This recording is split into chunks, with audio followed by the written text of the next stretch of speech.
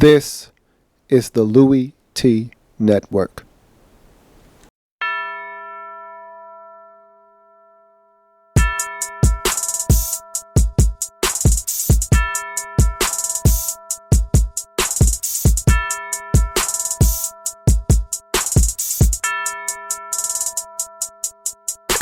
See, first come the preseason, and I don't take a day off. And then my team was 6-10, and we ain't smell the playoffs. Yeah, I seen the Super Bowl, but I heard they just play balls. A lot of teams had injuries.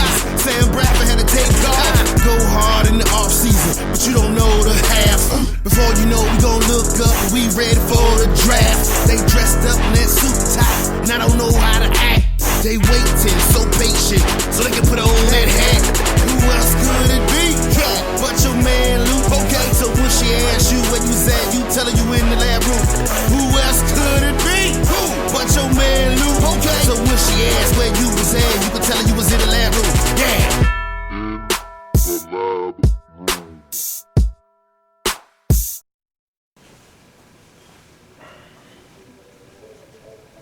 Hey yo, who else could it be? Me, your man. Louie T, welcome. You are in the lab room. Of course, I am your host, Luke. Thank you for joining me.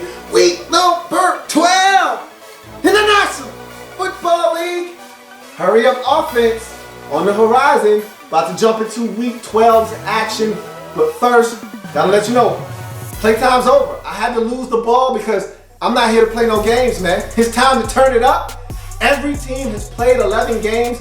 All bye weeks are done. We're going down home stretch for the regular season, trying to see who will make it to the postseason. And so, because it's that time of the year, I gotta turn it up. And in order to turn it up, I need two hands, not one. So I had to lose the ball. So you know it's serious when I lose the football. You're gonna turn it up. So let's jump into the hurry up offense. 3 games on Thursday. Let's gloss over those quickly and then jump into the Sunday slate. Thanksgiving Day football. It first started out with the Eagles at the Detroit Lions. 2 teams heading in opposite directions. Both of them leaving the game at 4-7.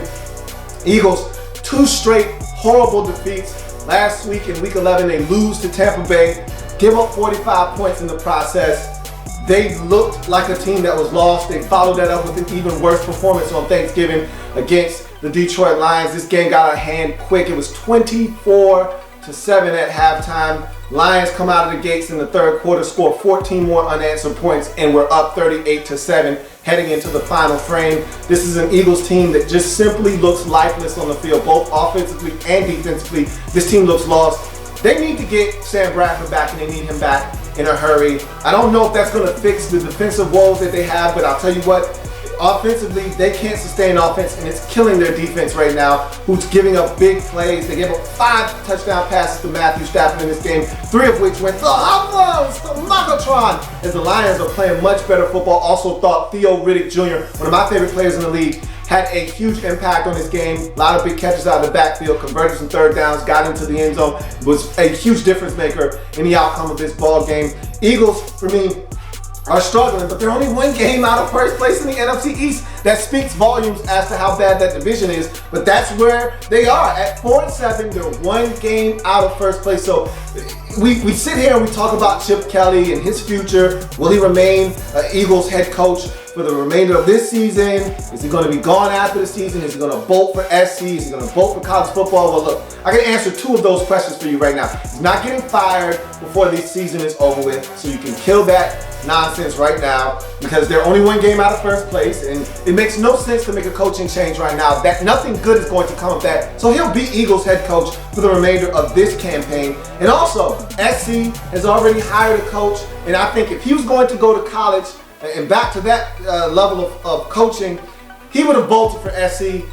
There's reports out there that they approached him about the job and that he shot them down, and he's denying it. Doesn't matter at the end of the day. Obviously, I think they went sniffing around to see how he felt, put out a few feelers. He shut them down, and they went ahead and hired their interim head coach. So he's not going to SC either. I think he'll be back when it's all said and done, but maybe the Titans job is going to be something that tickles his fancy. At the end of the day, it's hard to have these things happen because they'll have to trade to the Eagles. And look, that's a convoluted situation. All I know is they're 4-7. They're playing bad football right now, and they got to go to New England next week. And that's a team that's fuming right now. They're steaming mad. They lost their first game of the season. They're dealing with injuries. They're pissed off. They're going to take it out on the Eagles. So that's a team that technically one game out of first place, but it does not look good for the Eagles right now. For the Lions, winners are 4 out of 5. They're playing their best football of the season by far. They made some changes on the offensive side of the football, mainly to their offensive coordinator, Jim Bob Cooter. I think he made some really subtle changes to this offense, getting the football out of Matthew Stafford's hands a little bit quicker, and this offense just looks a lot crisper than it did earlier in the season. They put up 45 and made it look easy in this game. They win 45-14, go to 4-7. And look,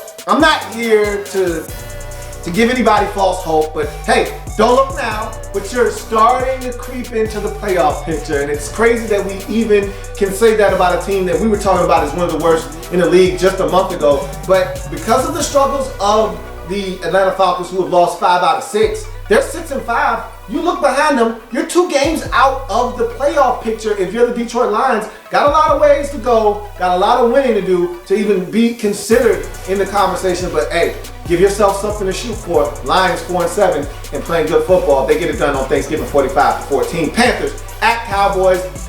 The odds makers said that the Cowboys were going to win this game, and a lot of people were up in arms about that. I told you what that was about. Vegas wanted your money. They wanted you to pound on that game. And look, everybody knew who the better team was going into this game. And if you thought Tony Romo was just going to come back and be the savior for this Cowboys team, then you were dead wrong. I mean, guy hadn't played football in over 2 months. He came back, he was rusty last week, but the Dolphins aren't any better than the Cowboys, so they were able to go in there and get a win, even though Romo had turned it over a couple of times and was really rusty in that game. So I didn't think he had enough time to knock the rust off. It was a quick turnaround from that win to Thursday. You got the undefeated 10-0 Panthers coming to town. It just seemed like the perfect storm for the Panthers to steamroll those boys. And that's exactly what they did. They came in, they rattled Tony Romo's cage, they picked him off first possession of the game, pick 6 to Kurt Coleman. You move and fast forward in the game, and really the defense has done what they've done all season long. They didn't allow the Panthers in the end zone until late in the ball game. This defense played top-notch football. Again, the offense was the backbreaker in this game, and they were the ones that let the entire team down with pick 6 after pick 6. Luke Kuechly gets involved, picks one off, takes it to the crib. Very next play, picks another one off, and that turns into another field goal for the Panthers. Like I said, Panthers weren't doing anything offensively. It was the defense creating turnovers and giving them opportunities to put points on the scoreboard, and that they did.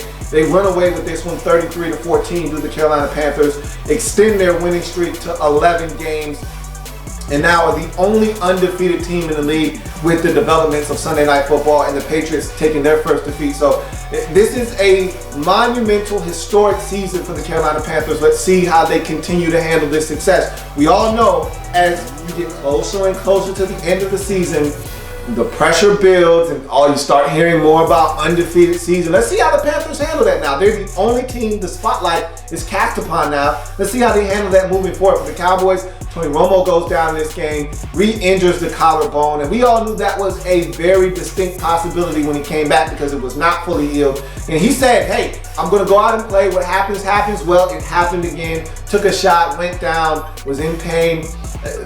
This season is gone, and he doesn't need to return this year. He just needs to let this thing fully heal. This team is terrible right now, and he's not going to come back and save them. Even though this division is horrible, and they're technically still in this thing because of what the Redskins were able to do on Sunday. They're only 2 games out of first place in the NFC East. This team isn't good enough as constructed to get it done, and so that's pretty much their season. At 3-8 after this loss, Cowboys can go ahead and pack it in. But they've got some home wrecking to do. Got the Redskins twice, and so they still feel like, hey, we can go and wreck someone else's season. So we'll see what they do moving forward. But Panthers get it done in a major way. I'm anxious to see how they handle their stretch because they've got a very manageable stretch.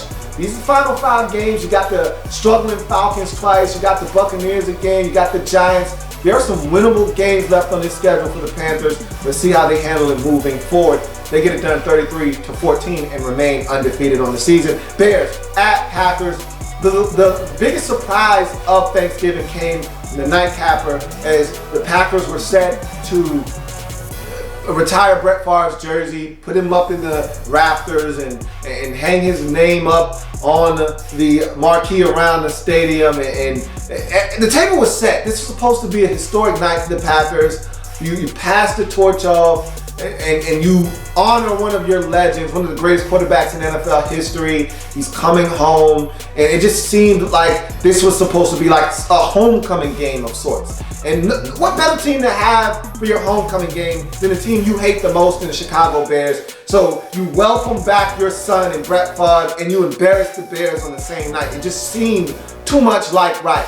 And the Bears said, okay, I see where this is going. I see what you're trying to do here. And we don't like it. And as a matter of fact, we don't respect what you're trying to do to us. And we're going to crash your party. And that's what they did. It was the perfect night for this. It was wet. It was nasty. The conditions were deplorable. And the Bears came out and they weren't agreeing with what the Packers were setting out to do in this game. And they came out and they set the tone early in this game. I thought that they went out, took it to the Packers defensively, and that was the most surprising part to me, is that I talked about this a month ago. I said, if you're not considering John Fox for Coach of the Year, then you're not watching football, because if you look at that football team and the collection of talent or lack thereof, you know that John Fox is coaching his brains out right now, and that entire staff deserves kudos. Adam Gase as the offensive coordinator, his reconstruction of Jay Cutler is something that the likes of which we've never seen in this league. I mean,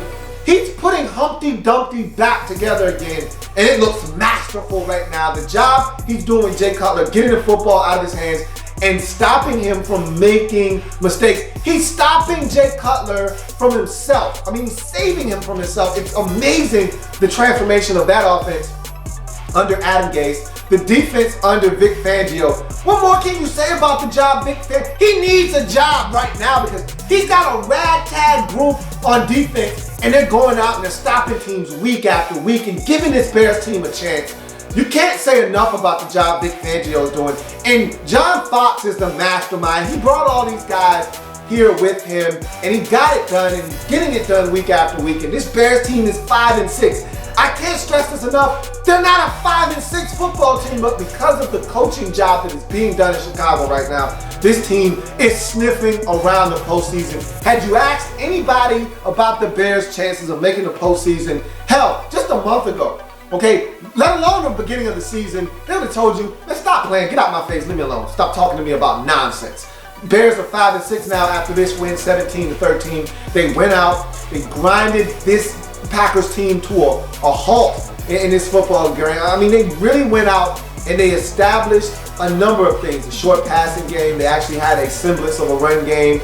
And I thought they did a number of things on the defensive side of football, including pressuring Aaron Rodgers on the night, getting him off of his spot, chasing him around, getting him out of the pocket and making him have to make some tough throws. They were around the football. I just thought they did a number of good things in this game. The one thing they didn't do well, which is what they failed to do in the first game, was stop the run. Eddie Lacy had a field day in this game, but it was not enough. And he actually coughed up the football one time in this game. Just an all-around big win and hell of an effort by the Chicago Bears to spoil Brett Favre's homecoming in Green Bay, 17-13. This Packers team, they're searching for answers. They're not doing enough offensively. We can sit here and talk about the offensive line. We can sit here and talk about guys not separating and winning for Aaron Rodgers. We sat here and we talked about, hey, you and 4 of your buddies could go out there and Aaron Rodgers will get you the football and he'll throw for 4,000 yards. Well, we're seeing that's not true. And now the injuries are starting to mount.